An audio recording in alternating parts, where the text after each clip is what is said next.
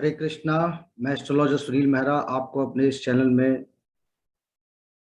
Welcome करता हूं। आप सबका बहुत बहुत स्वागत है।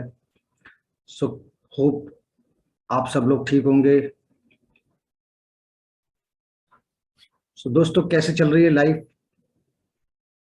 टारगेट्स अचीव हो रहे हैं, जिंदगी के गोल और अरमान पूरे हो रहे हैं? हम सबकी जिंदगी एक भाग दौड़, एक डिसिप्लिन, एक रूटीन, एक पर्टिकुलर साइकिल में घूम रही है। School, college, job, business, marriage, घर, कार, बहुत सारे अरमान और डिजायर्स हैं हम सबकी। कुछ पूरी कर पाते हैं, कुछ नहीं कर पाते। कुछ आज पूरी होती है, कुछ कल, कुछ आने वाले भविष्य में। सारे डिजायर, सारे टारगेट सबके लाइफ में अचीव नहीं होते, और बहुत से लोग बहुत जल्दी अपनी सारी डिजायर्स और अपने अरमान और गोल्स को अचीव कर जाते हैं। क्या वजह है?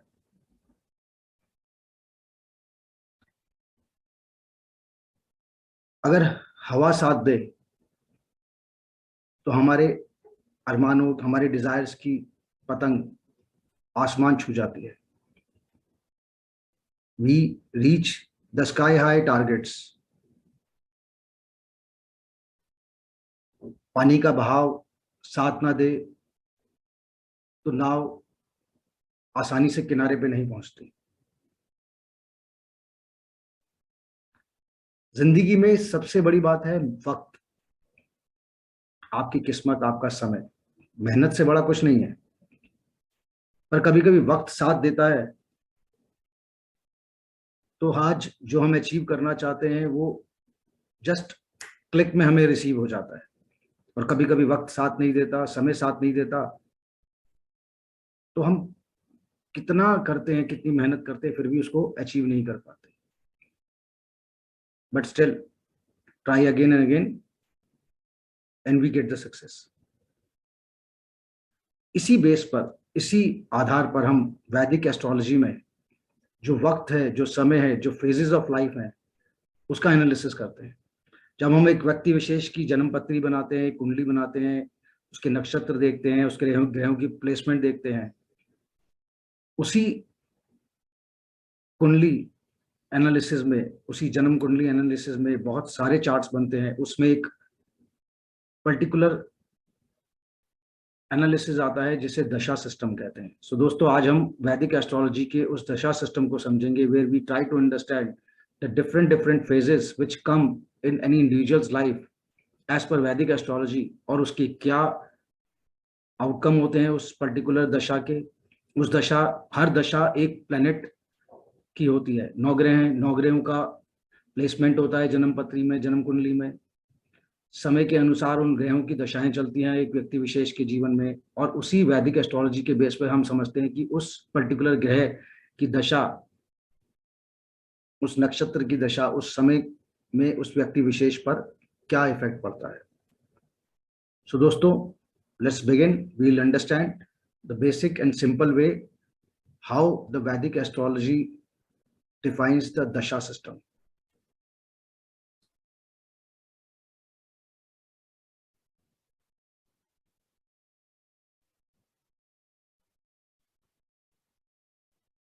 So Vedic astrology talks about dasha system. इसमें as per our sages as well as the Vedic astrology we all follow, there are different types of dasha system. So commonly and mainly used dasha system are as such, where we talk about Vimshotri dasha, Ashtotri and Yogini. सो दशा system और भी है यहाँ पर, जहाँ चर दशा और कई प्रकार की दशाओं को हम इसके अंदर इस्तेमाल करते हैं। But as per analysis we can day today say Vimshottari is one of the important dasha system which we can easily rely on, though every dasha system, even yogini and all, are well we can say they are well commonly used for any kind of a deep analysis. पर आज के इस current scenario में हम विमशोत्री को ज्यादा use करते हैं. So we'll talk about that only in this session. दोस्तों, जैसे हमने समझा था, डोगरे हैं, राशि है, जन्म कुंडली बनती है. जब हमारी जन्म कुंडली बनती है, उस जन्म कुंडली में फर्स्ट हाउस को हम लगन और असेंडेंट बोलते हैं. At the same time, we also make a Rashi chart. When we talk about Rashi, जिस पर्टिकुलर राशि में हमारे चंद्र विराजमान है,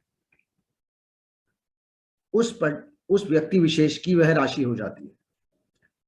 अगर मान लीजिए किसी सिंह लगन की पत्री में चंद्रमा छठे भाव में मकर राशि में है, तो वो उस व्यक्ति विशेष की राशि मकर होगी. अब जैसे हमने समझा था अपने लास्ट सेशंस में, हर राशि में 2.25 नक्षत्र आते हैं. अब मकर राशि में जो नक्षत्र में चंद्रमा विराजमान होंगे, वह उस व्यक्ति विशेष का नक्षत्र जन्म नक्षत्र होगा. और हर नक्षत्र का एक प्लैनेट लॉर्ड है. सो जब हम दशा सिस्टम को अंडरस्टैंड करते हैं, विमशोत्री को, यहां पर स्पेसिफिकली हम उस पर्टिकुलर नक्षत्र को आइडेंटिफाई करेंगे जो उस पर्सन का, व्यक्ति विशेष का जन्म नक्षत्र है. और उस जन्म नक्षत्र के अधिपति लॉर्ड की ही जन्म के समय दशा काउंट की जाएगी. जैसे मैंने बताया, अगर हम एग्जांपल लें कि इस व्यक्ति का चंद्रमा मकर राशि में श्रावण नक्षत्र में है, श्रावण नक्षत्र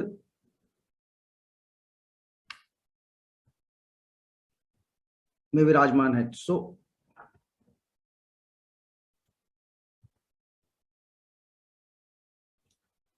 चंद्रमा अपने ही नक्षत्र में है. सो जन्म के समय इस व्यक्ति विशेष की जो दशा है वो चंद्रमा की होगी, महादशा.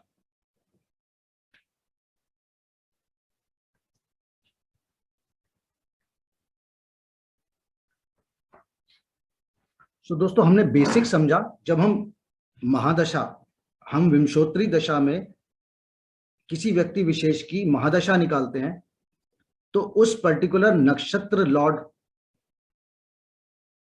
जो उसका जन्म नक्षत्र है, उसके प्लैनेट लॉर्ड से ही उसकी दशा शुरू होगी.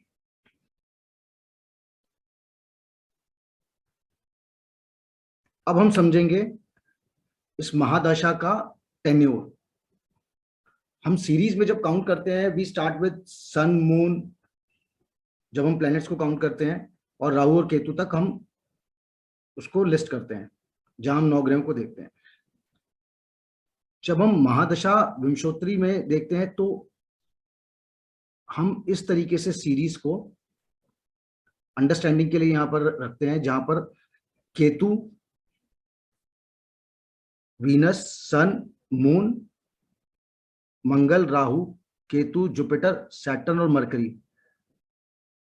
सो यहां पर अंडरस्टैंडिंग यह है कि जो भी उस व्यक्ति विशेष की महादशा है, उस महादशा के बाद जो नेक्स्ट दशा है वो इस क्रम में, इस सीरीज में रहेगी. फॉर एग्जांपल, अगर हमने जो चार्ट देखा, वहां पर मून की जन्म के समय महादशा शुरू हुई, तो उस महादशा के बाद जो उसकी नेक्स्ट दशा होगी वो मंगल की होगी, और उसके बाद राहु की, और इसी क्रम में ये महादशा चलेगी.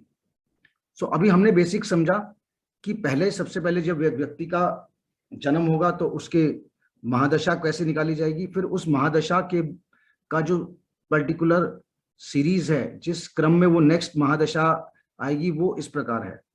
और हर महादशा का एक टेन्योर है, एक स्पैन ऑफ टाइम है. जैसे अगर हम केतु से स्टार्ट करें, तो केतु 7 साल की महादशा होती है, और शुक्र 20 इयर्स, सूर्य की 6 साल की,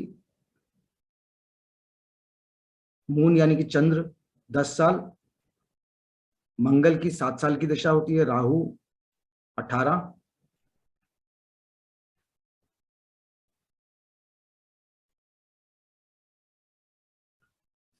राहु यहाँ पर 18 साल की महादशा है। जुपिटर यानी कि देवगुरु बृहस्पति 16 साल, शनि सैटर्न 19 साल की और मरकरी की 17 साल की। सो पॉइंट वन इज, जन्म के समय चंद्रमा जिस नक्षत्र में विराजमान है उस नक्षत्र के प्लैनेट लॉर्ड से महादशा शुरू होगी जन्म के समय, और इस क्रम और इस सीरीज में उस व्यक्ति विशेष के लाइफ स्पैन में ये महादशा चलेगी। As per Vedic astrology, as per the sages, हम इस विंशोत्तरी महादशा को 120 ईयर्स के हिसाब से कैलकुलेट करते हैं, which is the average span of life calculated for a common man. Obviously किसी की एज ज्यादा भी हो सकती है, बट जिस वैदिक एस्ट्रोलॉजी की हम कैलकुलेशन की बात कर रहे हैं वहां पर हम इस सिस्टम में 120 ईयर्स के हिसाब से दशा कैलकुलेशन करते हैं।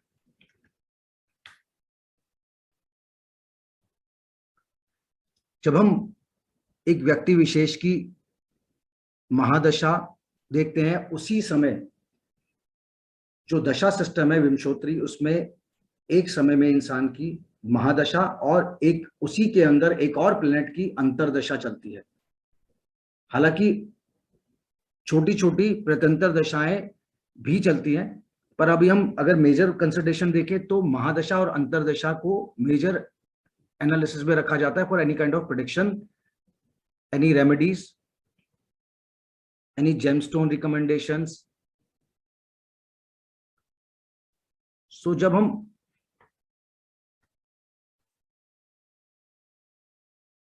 तो दोस्तों हमने यहाँ पर स्पेसिफिकली मेंशन किया है कि ये महादशा का टेन्योर है। जैसे हमने यहाँ पर मून की दशा को हमने यहाँ पर आइडेंटिफाई किया था फॉर दिस पर्टिकुलर चार्ट। सो जिस समय इस व्यक्ति विशेष का जन्म हुआ तो मून की दशा शुरू हुई, तो मून की दशा तो 10 साल की है। हेयर द कैलकुलेशन कम, हमने समझा था कि नक्षत्र 13 डिग्री 20 मिनट्स का है हर नक्षत्र। तो मून जब एक पर्टिकुलर नक्षत्र में है तो वो अपने 0 से 13 डिग्री 20 मिनट्स तक ट्रेवल कर रहा है नेक्स्ट नक्षत्र तक जाने से पहले। तो जिस समय उस व्यक्ति विशेष का जन्म होता है उस समय मून ने उस नक्षत्र को कितना क्रॉस किया है, कितना ट्रेवल किया है और नेक्स्ट नक्षत्र में कितना रिमेनिंग है, उसके बेसिस पे हम कैलकुलेशन करते हैं महादशा के रिमेनिंग टेन्योर की, जिसे कलाएं कहते हैं। हम उस कैलकुलेशन को इस सेशन में नहीं कवर कर रहे, but we are sharing the base की बेस किसी तरीके से दशा को कैसे कैलकुलेट किया जाता है। सो सिंप्लीफाइंग इट, 0 से 13 डिग्री 20 मिनट्स का एक नक्षत्र है। मून जन्म के समय नक्षत्र में कितना ट्रेवल कर चुका था, उसके अलावा कितना रिमेनिंग है, उस बेस पर महादशा के टेन्योर को कैलकुलेट किया जाता है।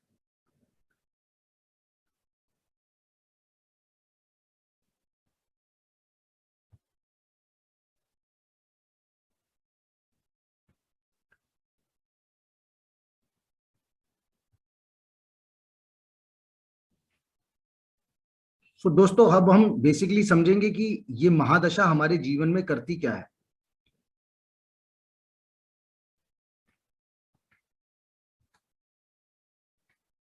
हम सबकी एक जन्म पत्री बनती है, जिसे हमने पहले सेशंस में समझा था, जिसे D1 चार्ट कहते हैं।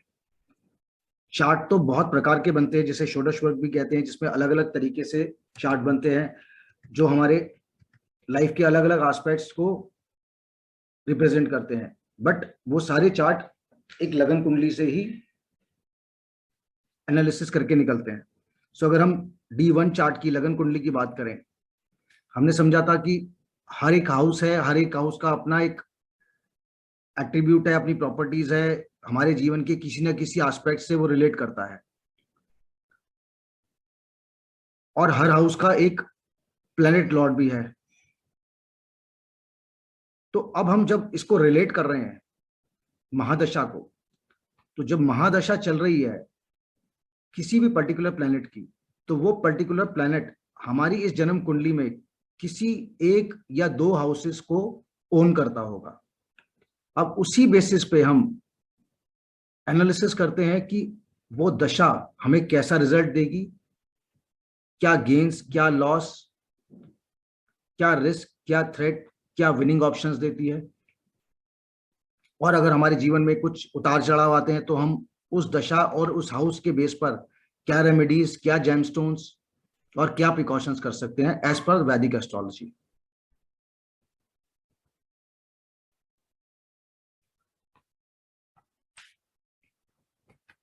दोस्तों, ज्योतिष में, वैदिक एस्ट्रोलॉजी में दशा को एनालाइज करने के लिए, उसके इफेक्ट को एनालाइज करने के लिए बहुत डीप एनालिसिस चाहिए होता है। स्टिल कुछ बेसिक रूल्स हैं, बेसिक फंडामेंटल्स हैं जिसको हम दशा के लिए, दशा एनालिसिस के लिए यूज करते हैं।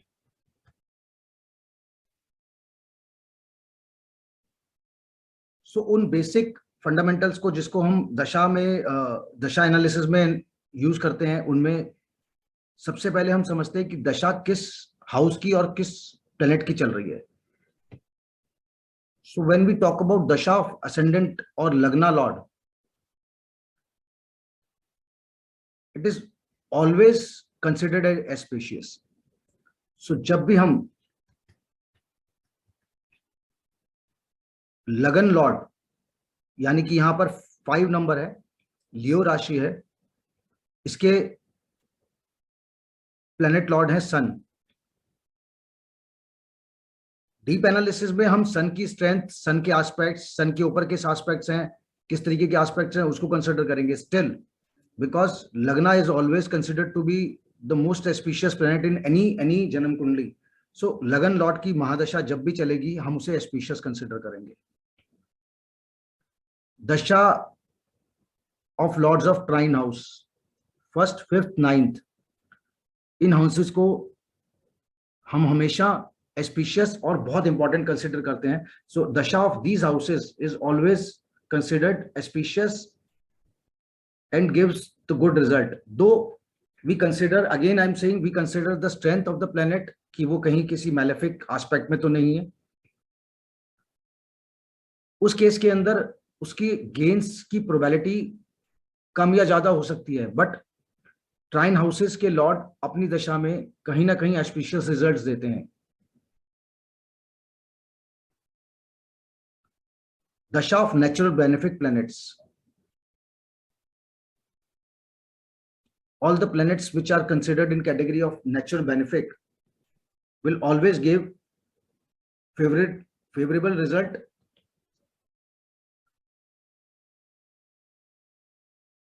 दो we'll still check कि वो उन पे किसी malefic planet का एस्पेक्ट या उनके साथ कंजंक्शन तो नहीं है। उस केस के अंदर भी वो रिजल्ट देंगे, बट वो रिजल्ट स्लो डाउन या कम हो सकते हैं। सिमिलरली जो नेचुरल मैलेफिक प्लैनेट्स हैं उनके रिजल्ट्स, इवन इफ वो कितने अच्छे पोजीशनड हो, वो फ्लक्चुएटिंग और अनफेवरेबल होने के चांसेस बहुत ज्यादा होते हैं। For example Rahu, Ketu, Shani. So it's not कि उन प्लैनेट्स की दशाओं में हमेशा बुरा ही होगा, but they have their own tendency to give some kind of fluctuating result in person's life. Lords of Trishdai house 3, 6, 11 benefic हो या मेलेफिक हो, बट इस पर्टिकुलर कैटेगरी में भी हम रिजल्ट्स को अनफेवरेबल और न्यूट्रल कंडीशन में करते हैं। Neutral I say because 11th house is a house of gain. So वहां पर अगर प्लेनेट कुछ स्ट्रॉन्ग पोजीशन में है तो it can reduce any unfavorable result or may be even favorable depending on the position of planet. But as a fundamental rule, हम त्रिशदाय house को favourable consider नहीं करते।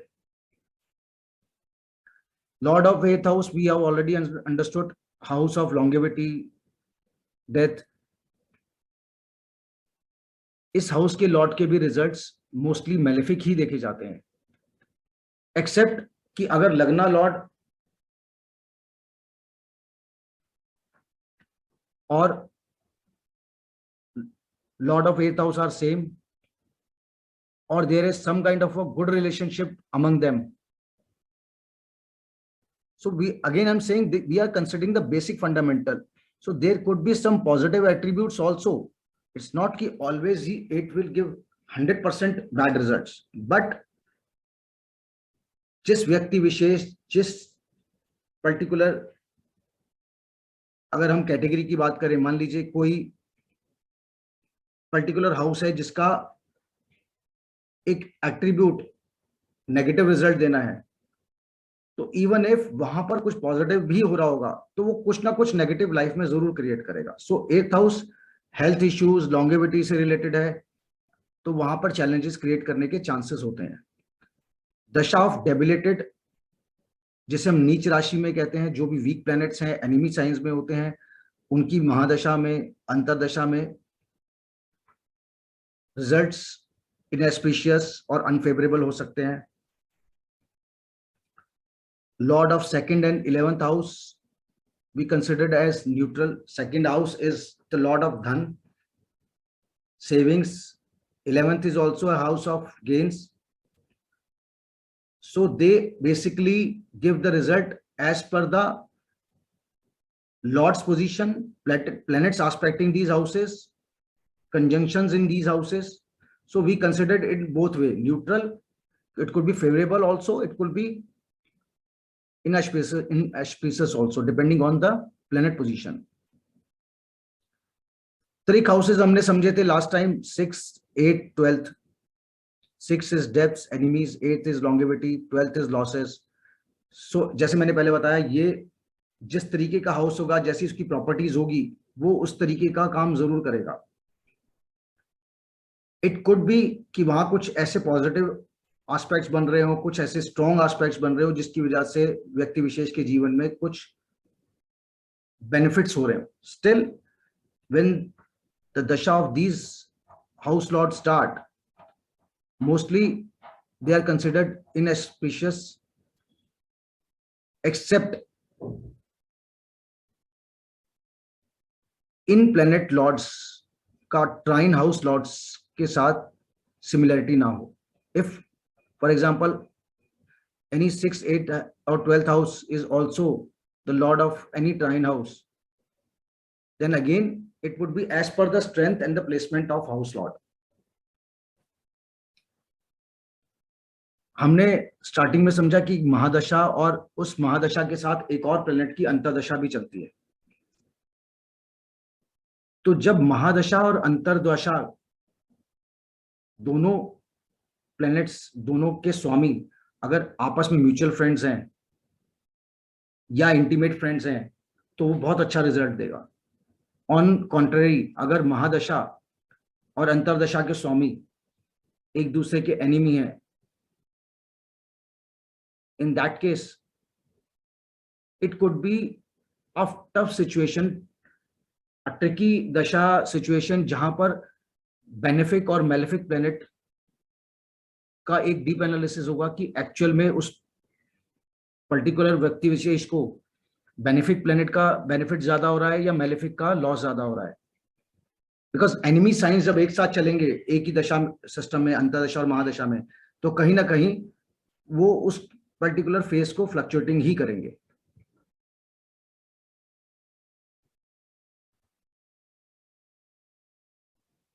सो again to basics, as we already understood, हर house का अपना एक attribute है, properties है. Here we are talking about dasha of any particular planet, and that planet is holding some 1 or 2 houses in जन्म कुंडली. से अकॉर्डिंगली उस पर्टिकुलर दशा के अंदर किस तरीके के रिजल्ट्स या किस पर्टिकुलर एस्पेक्ट ऑफ लाइफ के रिजल्ट हो सकते हैं, that we can understand here as we understood lagnesh, which is a most auspicious house. So it's related to physical health, happiness, longevity. It is always auspicious. But I'll make a point very clear here. Any house,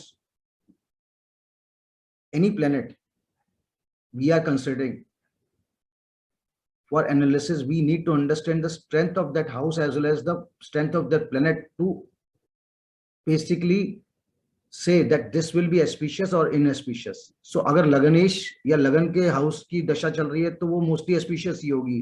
still अगर वो week है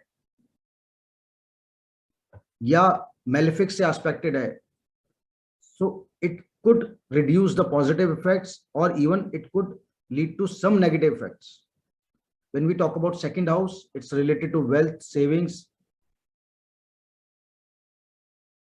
So जब second house की Lord की दशा चल रही है, हम समझ सकते हैं कि कहीं ना कहीं हमारी वेल्थ में प्लस या माइनस चेंजेस होते हैं. रिलेटिव से रिलेट करता है because it is 8th from 7th house, so it could be a troublesome situation in married life, to the health of spouse also, depending on the placement of planet as well as the house lord.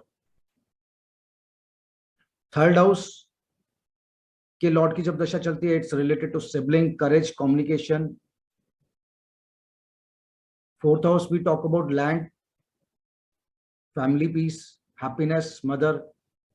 सो कभी कभी हम देखते हैं कि एक समय आया किसी व्यक्ति विशेष ने बहुत प्रॉपर्टी बाइंग और सेलिंग करी, या उसके अंदर बहुत गेन किया, या it could be even loss हुआ उसे. So in that case we first consider कि उस पर्सन की, व्यक्ति विशेष की फोर्थ हाउस की सिचुएशन और उसके प्लैनेट्स की सिचुएशन कैसी है, एज वेल एज क्या उस समय उसके फोर्थ हाउस की दशा चल रही है. सो फोर्थ हाउस की जब दशा चल रही है तो वो उस हाउस से रिलेटेड पूरे एट्रीब्यूट्स को एक्टिव कर देगा. Same way we go with the fifth house. It's related to children, intellect, speculation, हमारे पूर्व कर्म से रिलेटेड है. सो कभी कभी जीवन में एकदम से डेस्टिनी साथ देती है या रिवर्स हो जाता है. So in that case also अगर इस हाउस की दशा चल रही है, then we understand all these particular attributes of life, as well as there are lot many other attributes and aspects we understand कि फिफ्थ हाउस किस किस चीज से रिलेट कर रहा है.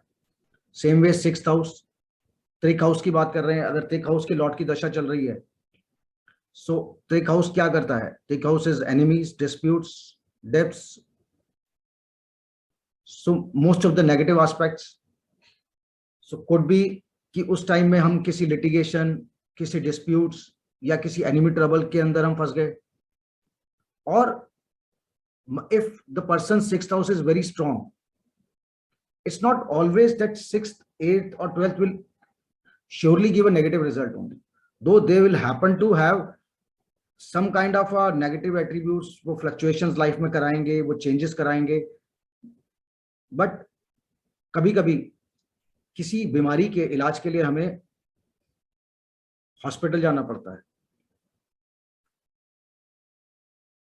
तो बीमारी तो हम ऑलरेडी जूझ रहे थे, बट हॉस्पिटल जाके, डॉक्टर के पास जाके हम इलाज कराते हैं. So same way sixth house कभी कभी हमें लिटिगेशंस में, हमारे लीगल चैलेंजेस में हेल्प करता है अगर वो स्ट्रांग है, उसके ऊपर स्ट्रांग एस्पेक्ट्स हैं, बाकी प्लैनेट्स सपोर्ट कर रहे हैं. तो सिक्स्थ हाउस की दशा चैलेंजेस क्रिएट करती है. एट द सेम टाइम अगर वो स्ट्रांग है तो उन चैलेंजेस से बाहर आने का रास्ता भी दिखाती है. Seventh house, marriage, spouse, private parts, again partnership and litigations. तो जरूरी नहीं कि सेवेंथ हाउस की दशा चली तो आपके जीवन में विवाह का समय आ जाएगा, बट वो आपके मैरिड लाइफ से रिलेट करेगी. अगर आप मैरिड हैं तो उसमें up and down, plus minus changes कराएगी. अगर मैरिड नहीं है तो और बाकी प्लैनेट्स और बाकी समय आपको उस तरफ ले जा रहे हैं, उस समय को सपोर्ट कर रहे हैं, तो आपके लिए मैरिज के ऑप्शंस लेके आएगी, आपके पार्टनरशिप, आपके बिजनेस पार्टनरशिप के ऑप्शंस लेके आएगी. Same way eighth we understood longevity और डेथ से रिलेटेड है, इनहेरिटेंस से भी रिलेटेड है. जरूरी नहीं है एट्थ हाउस को हम कहते हैं कि एट्थ हाउस आया इसका मतलब ये नहीं कि किसी को कुछ हो जाएगा, but there could be health challenges if at all the house lord, planets related to house or aspects on house are bad. If they are not weak and eighth house की अपनी एक स्ट्रेंथ है, उसके ऊपर positive aspects भी आ रहे हैं, overall लग्नेश भी स्ट्रांग है, तो इवन इफ चैलेंजेस आए, हेल्थ चैलेंजेस आए, person comes out of it. In fact there are many instances where eighth house dasha gives the inheritance, unearned money. So जिस दशा सिस्टम की हम बात कर रहे हैं वो दशा प्लैनेट,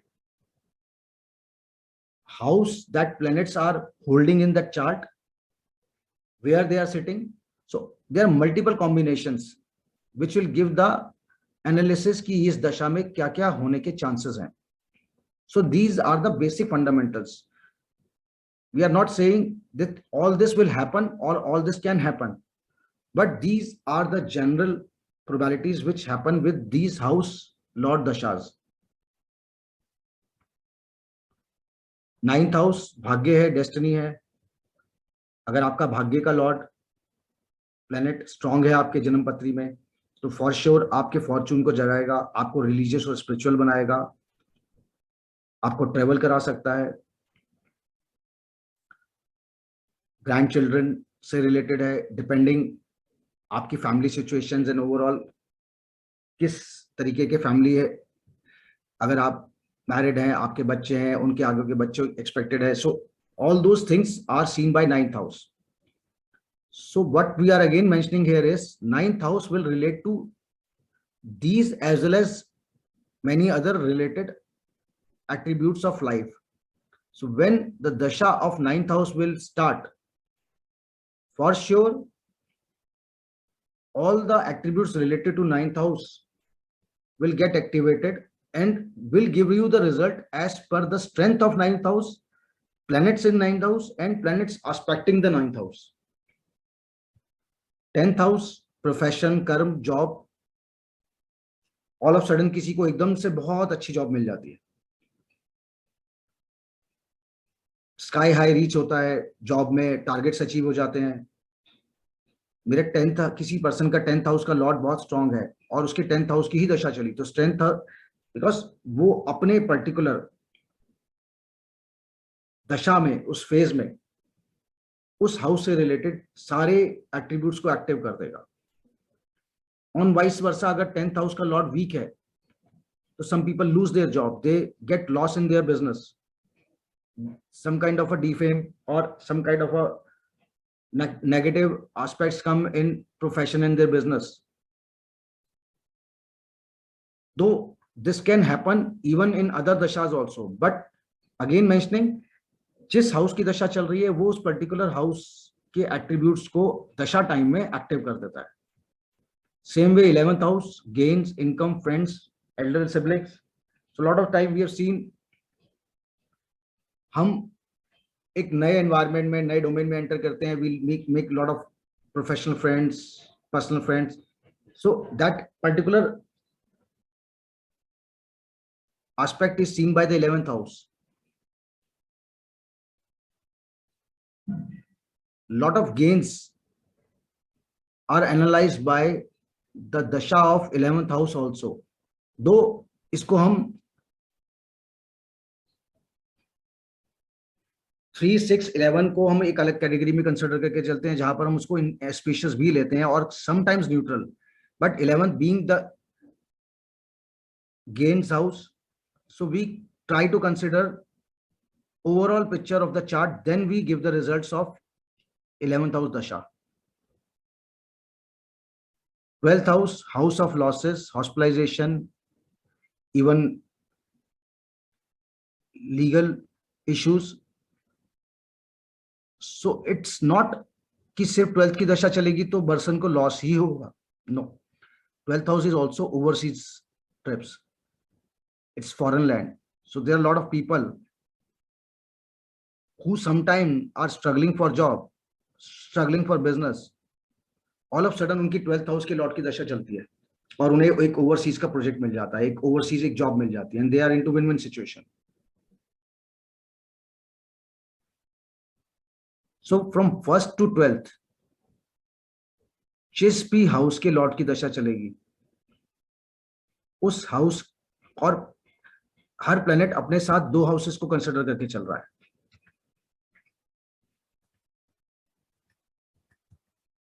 फॉर एग्जाम्पल, अब अगर हम यहां पर देखें कि शनि की दशा इस जन्म पत्री में चलती है, तो शनि यहां पर 6th हाउस के लॉर्ड हैं as well as 11th house के भी लॉर्ड हैं. तो जब हम शनि की दशा का एनालिसिस करेंगे, उसके रिजल्ट्स देखना चाहेंगे, in that case we need to understand कि हाउस कौन सा है. This is sixth house, so obviously sixth house will give somewhere the malefic results. Now we'll see the position of Saturn. वो कितने स्ट्रांग है, कहां पर है, किस तरीके से हैं, उन सैटर्न का एस्पेक्ट कहां पर है, सैटर्न पे किस किस का एस्पेक्ट है. 11th हाउस भी यहां पर इन्वॉल्व है, which is a house of partnership, marriage. So somewhere दो 7th house, this is 7th house 11 number कुंभ राशि. 7th हाउस को भी हम मारक हाउसेस में लेते हैं, but 7th house have their own importance in any person's life because it is 10th from 10th. So it may give some kind of a positive or diverting results in their profession. Same way 6th को भी हम जहां हम त्रिक house ले रहे हैं, it is a house of enemies, debts. Same time it is a 9th house from 10th. तो उस व्यक्ति विशेष के कर्म का भाग्य है. तो जैसे मैंने बताया था कि किसी भी पर्टिकुलर दशा में, समय में, प्लेनेट की दशा में हम उस हाउस को देखेंगे कि 6th हाउस है, वो एनिमीज, डेब्ट्स, लिटिगेशंस के चांसेस बना सकता है. एट द सेम टाइम ये कर्म का भाग्य भी है. अगर ये वेल प्लेस्ड है प्लेनेट और इस हाउस के ऊपर भी अच्छे एस्पेक्ट्स हैं, तो could be that this dasha gives some major changes in profession, could be positive side also depending on the total aspects.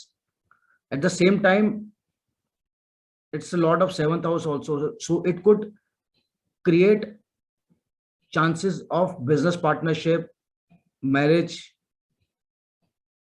overseas associations, or even some kind of a litigations also.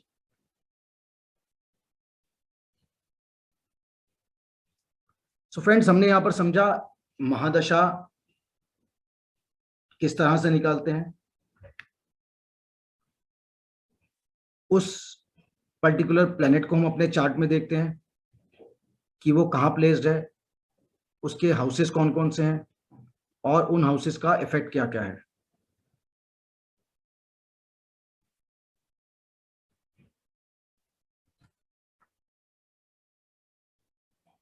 तो friends, हमने देखा महादशा, अंतरदशा, planets, house Lord's, ये हमारे जीवन में, हमारे वैदिक astrology में किस तरीके से काम करते हैं, कैसे एनालिसिस देते हैं.